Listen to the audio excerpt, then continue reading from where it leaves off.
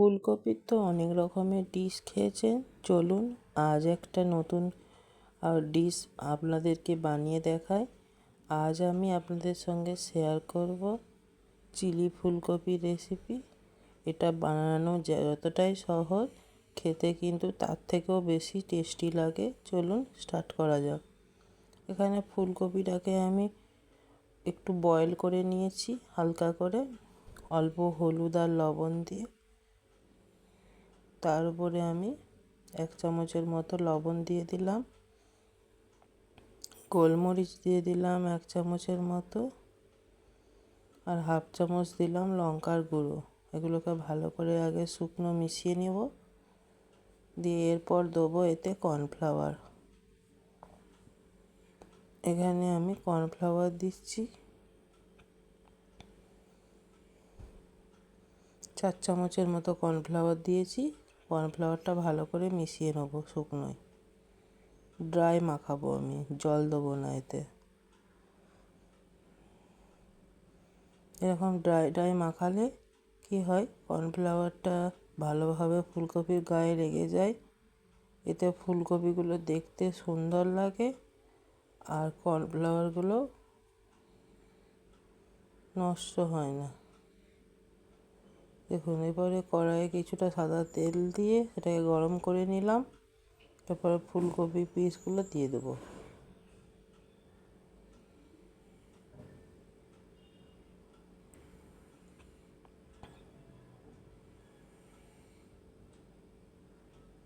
এরকম করে ফুলকপি ভাজলে ফুলকপিগুলো এত সুন্দর ক্রাঞ্চি হয়, দারুণ সুন্দর লাগে।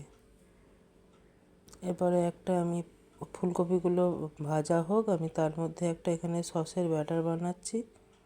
1/2 চামচ দিলাম ভিনিগার,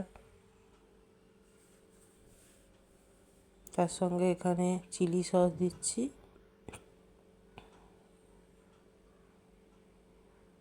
3 চামচের মতো চিলি সস দিয়েছি, আর এখানে 4 চামচ দেবো সোয়া সস।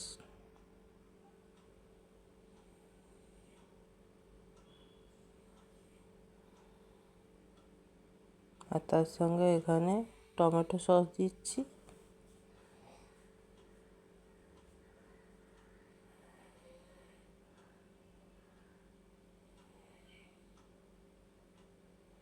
তিন চামচের মতো টমেটো সস দিলাম।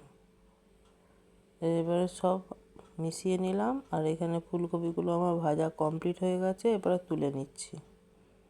দেখুন ফুলকপিগুলো কত সুন্দর ভাজা হয়েছে, ফুলকপিগুলো বুঝতে পারা যাচ্ছে। আর এইগুলো যদি আমি কর্নফ্লাওয়ারে কোটিং করে ভাজতাম না, তাহলে ফুলকপিগুলো দেখতে পাওয়া যেত না। সেই জন্য আমি এরকম করে ভাজলাম। এবার কড়াইয়ে 1 চামচের মতো তেল রেখে আর অন্য তেলটা তুলে রেখে দিলাম।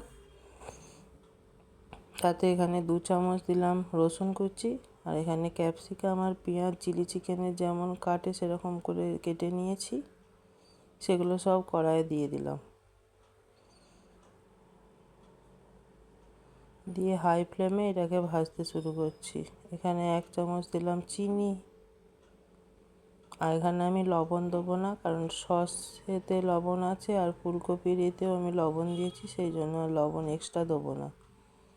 এবার এগুলো ভাজা হয়ে গেছে, সসটা দিয়ে দিলাম, ভালো করে মিশিয়ে নেবো সসটা। এরপরে যে এক্সট্রা কর্নফ্লাওয়ারটা ছিল সেটা জলে গুলে নিয়েছি, নিয়ে ভালো করে মিশিয়ে দিচ্ছি কড়াইতে, দিয়ে একটু ভালো করে কষিয়ে নিলাম। দিয়ে এরপরে ফুলকপিগুলো দিয়ে দিচ্ছি। ফুলকপিগুলো দিয়ে বেশিক্ষণ এটা ফোটানোর দরকার নেই, এই 2 মিনিট ফুটলেই হবে। আর এখানে আমি 1/2 চামচের মতো লঙ্কার গুঁড়ো দিলাম। আপনারা চাইলে কাঁচা লঙ্কাও দিতে পারেন। চলুন, তৈরি হয়ে গেছে আমার চিলি ফুলকপি। দেখলেন কত সহজভাবে বানিয়ে নিলাম। আপনারাও বাড়িতে বানিয়ে নিন এরকমভাবে। আর আপনারা রুটি, পরোটা, ফ্রায়েড রাইস যে কোনো সঙ্গে এটা খেতে পারবেন। চলুন, আজকের মতো এই রেসিপিটা এখানেই শেষ করছি। নেক্সট ভিডিও নিয়ে খুব শীঘ্রই ফিরে আসবো। ততক্ষণ সুস্থ থাকুন, ভালো থাকুন, সাবধানে থাকুন।